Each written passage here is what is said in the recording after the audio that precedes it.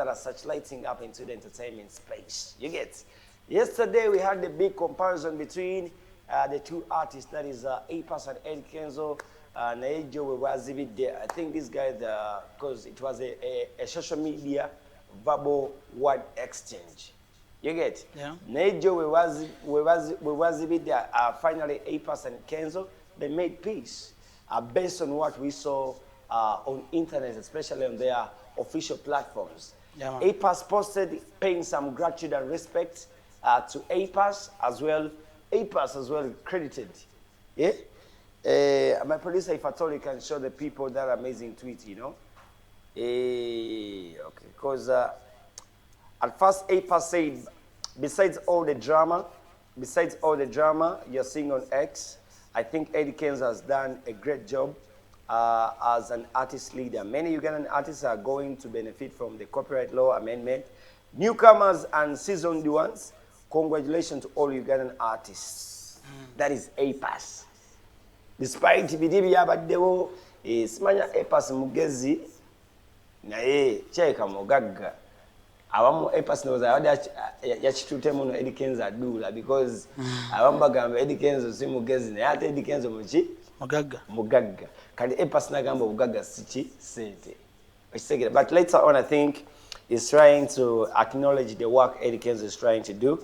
Then later on Eddy Kenzo, twabadde tuli Eddy Kenzo na tweetinga Bagonza the man, one love bro, and also Apass had to respond by, you know, the same thing, you know, trying to show some love, you know, gratitude, one love bro as well, you know. Yeah, I don't know, my producer, yeah. Some people have been asking for the battle between Apass and Eddy Kenzo. Nayo mabadagenda pira migua. Because nalabye Apass somehow ngagezako gamba that I think the only person who can really challenge him musically is Ruyonga. Ruyonga akuba. Oba muwade Afrobeat, oba muwade dancehall, oba muwade hip hop. He has the rhyming, but maybe the only challenge, if you want to challenge Ruyonga, muze mu Luganda. Ngechi nimugenda kulukutiya mu Luganda okka. Nebe chiwa nimugenda take mu Luzungu, my brother. Yeah. But the good thing about Apass, I think, is too versatile. You get Oyagala that pola that kind of vibe as well. Asolo kukubirayo chisegira. Ne mu Luganda testinze kwa chituwadde tuli kubigere is a big viral hit, you know. Yeah, Mariana is also a big one. Buoma apparently, yeah. Ne Eddy Kenzo wadaina kaimba akategeso full myawo ndowooza. Okay. Yeah, because Apass wanted, if at all this thing could go further, I think they need to take it to the studio. You sit down, so it has that culture of clash. Yeah, because recently I've been seeing, wadi omwana we jinje yo Eastern Uganda nga yepikira ziza bafana. Amwita Top K. Top K. Omanyi? Topic K or what Top K? Sipia. Sali sides Eastern Uganda.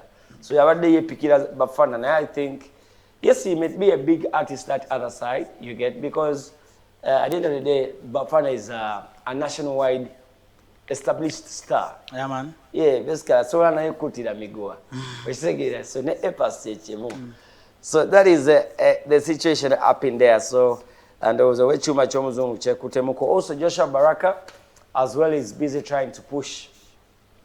Paul actually, there is that recent video. The reason that's why I brought Joshua Baraka, because Wednesday I tried to look out for artists that are trying to really push the culture outside the country. You get? Yeah, man. So Joshua Baraka, slowly by slowly, yeah, is trying to spread the love of his music and the craft. Kati yabadde sides in London. No sides DJ AG. I'm taking AG. Yeah, man. So basically, actually, is also trying to push the music, the culture. Yeah, that other side, Mpola, because there is a session whereby a certain fan came in. Because I know kaimba kawada yimba jukianga mulimu lyrics z'oluzungu kati nenda party y'Oluganda nabo fan azitegera, but slowly by slowly the, you know, catching up, just like you see, that is Joshua Baraka. Katoli ye fan obudde bwatuse ne fan naye n'akikwata muko mpola. So that is Joshua Baraka, yabadde sides in London. trying to push a brand slowly by slowly, which is a very good thing, you know. It tries to show that it's time, but we don't need only one Joshua. We need a couple of Joshua Barakas. Yeah? Yeah, Apass. Buoma is a good vibe, but it works more locally here. I respect that it's a Ugandan sound, but it works more locally here. We need to advance. I think that was the target. The target. For Buoma. Yeah, but when you see artists like Joshua, but Joshua, the way he does his kind of music, the way he does his kind of PR, even the down people understand the music. But when you're more local, Chogamba, good enough you are played in places like Chengera. You don't play Morocco? I play Morocco. You play Morocco, yeah? Yeah, man. You get what I'm trying to say? So, Kwegamba, the music is touching base all ages. Yeah? Both uptown, downtown. Downtown, yeah. Yeah, I think we need to also try to check out such kind of scenarios. People like Eddy Kenzo, remember Eddy Kenzo in his prime as well? Uptown, downtown, which is, we need to build more people. Okay, aside from that, still locally here, Jasmine, Lydia Jasmine, ya confirm is come what September, she's going to be putting up her concert. Actually, she hasn't cited out the venue, but she's busy citing it out. So Mpola before actually Yagambi, before Friday is going to be checking out. So if you know you're a big fan of Lydia Jasmine, so you should expect the show come September. Jasmine. Yeah, man. Yeah, last year she gave us an album, one and only. So basically, an album Katwita Mukompola. Yeah. Besides that, still locally here, Msajja wo Cosign. Ndonga Gizemu. Cosign. Ndonga Gizemu. He has an EP coming up. Peter yesterday nemuga Msajja waffe Cosign wagwan. Cosign ya postinze ku social media platform ye ya X nagamba the journey has been long from the hot yaliko dance kirabika nagenda ko yo kuyimba ya taska project femo tukakola next week kati awulira passionate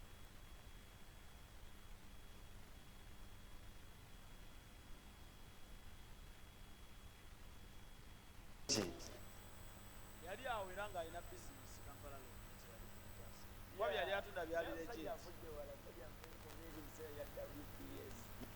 yali atunda byali legit yatuguzanga kati abalabalamu kupowa bwatyo nga tekigatta. Yeah, but Love Last Heartbreak. Yeah, Love Last Heartbreak is coming pretty soon. You know, you love Cosign. Cosign yakuimbira obuyimba nga Bad Energy featuring the late Big yakuimbira obuyimba nga Mbuzi Obeera was something of a kind, yeah? So on my side I feel like he's a good artist and I don't know what really happened, but regardless, just keep on pressing. Yetako ne management bambi. Yafuna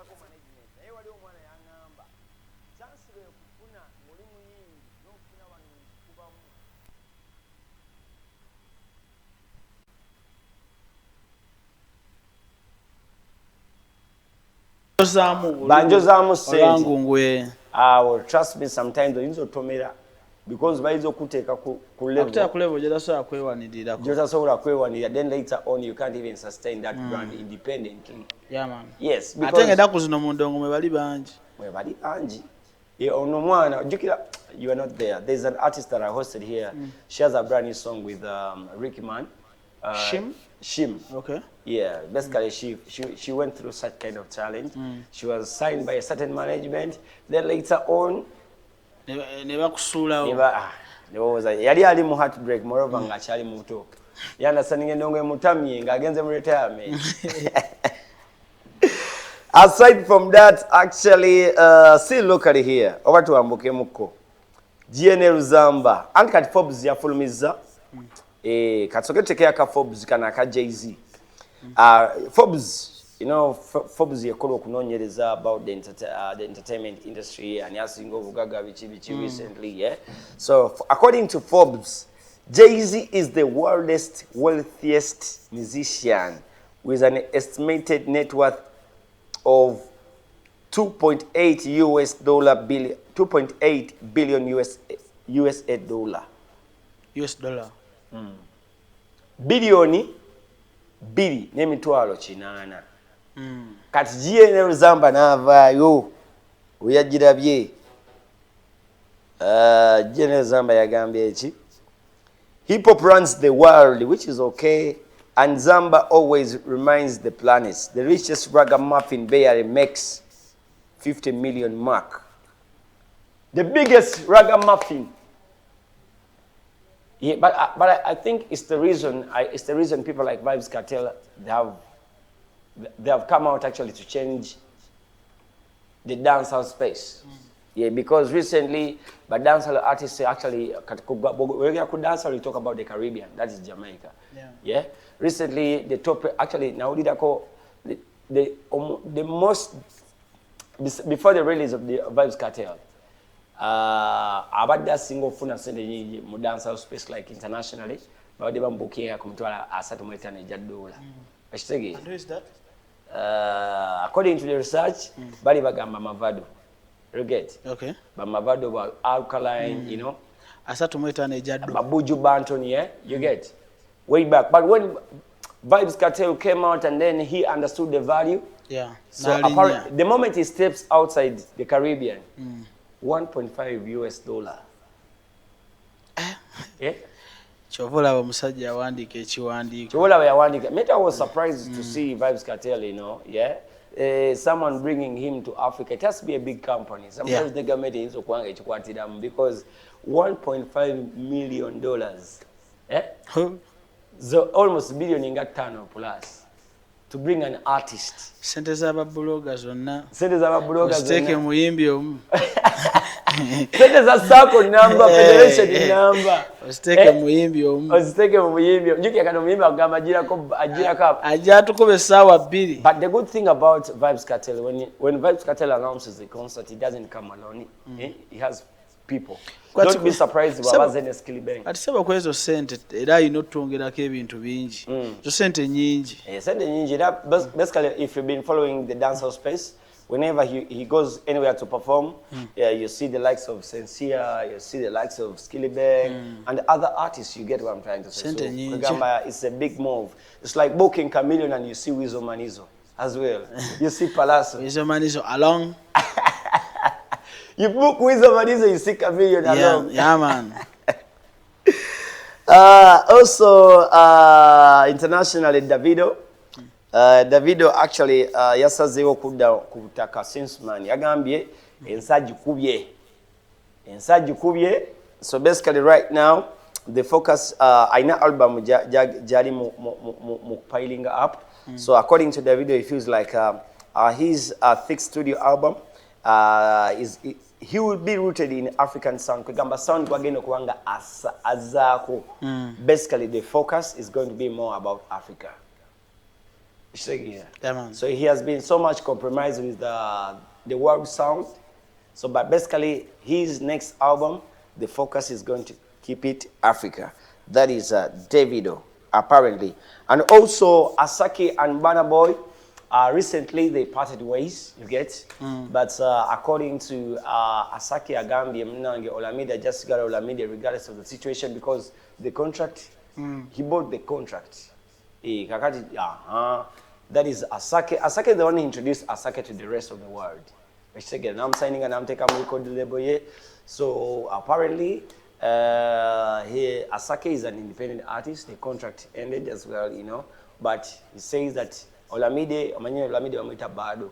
He will always be Bado regardless because they manage on a personal basis besides business, which is a very good thing, you know. Sometimes you need to respect people who put you there. Yeah, man. So that is the situation. And also the latest news I had, also Fireboy, the contract is soon getting done because there is a time whereby an artist, you feel like you want to become an independent artist, you can still buy your contract. Yeah. Hey. Manager n'akivamu. N'akivamu. Temuyombye temulwanye. Temulwanye temukoze eki n'okivamu. Okitegedde. Just how like the way you see people like Ruga did by the way. Ruga did it actually. Sometimes kitatambula bulungi.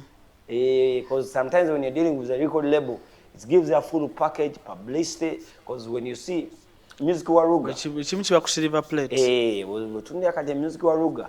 Ayinza okutuyita mbuyisi naye notalaba publicity yiseewaawo. And this publicity creates a lot of demand and also value on two artists. Yeah? It's the reason that's why people were happy. Me, myself, I was happy when I saw that online PR of Joshua Baraka, Apass, Eddy Kenzo. I was so happy with that, you know. Sometimes the industry needs such kind of heat for it to, you know, grow and also go further. Elevate. Mpola mpola. Anyway, that is it. That is it. Also, Dr. Jose Chameleon, finally, confirming that Chibu Chikena Bela 4th December, but at first it was 1st May. Waliwo abangambya waliwo badde bimutawanyamuka bambagamba gabadde mabanja mangi nnyo naye nengamba musajja ejjuzo ntwamulaba n'ekikapu buli omu bamubanja naye bamuwa ekikapu wakiraba ekisawo nakiraba naye buli omu bamubanja naye ate ekisawo kireke sente yaziwala eri n'akola investment buli omu bakola ki buli omu bamubanja. Okay. All right, let's just go back into some more music. When we return, I think we shall be calling it a wrap, you know. You know, Wednesdays is the midweek happiness. Basically, we try to bless you with those amazing African vibes. But as well as African people, to make cores and values of Africa. You understand? Since we are Ugandans, let's respect, regardless of the changes of the global world. You understand? Sometimes people like us, we are always influenced by the trends, especially in the western side. But at the end of the day, as these trends come, morally, let's keep it African. Morally. Omwana mulabe yeetonze. Ayetonze?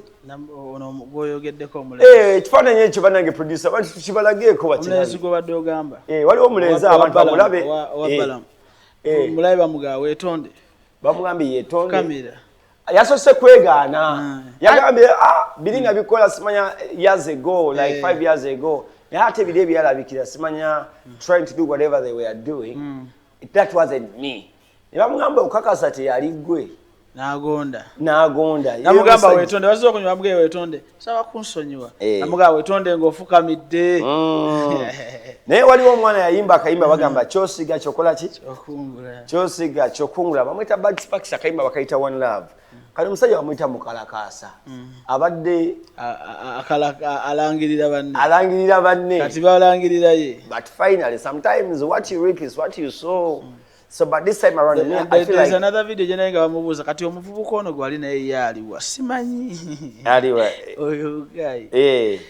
Kati nenga olaba storm, yes, okwetonda kirungi whatever and everything, but sometimes people are going to continue doing these kind of things.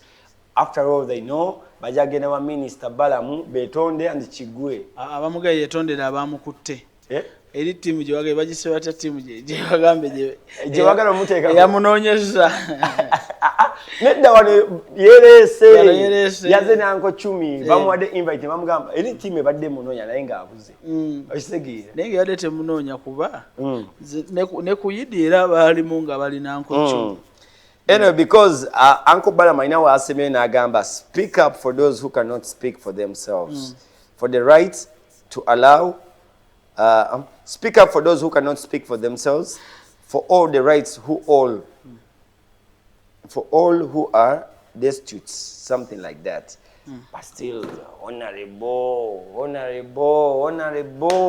mulekalo. Let's have free access to justice at the end of the day. Let's not look at justice based on friendship. Let's not look at justice based on family. Let's not look at justice based on money. So please, whoever is responsible, let's try to advocate for that. That is it. No, let's go back into some more music.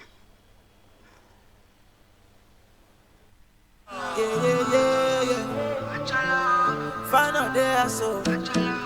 Me say, get the power.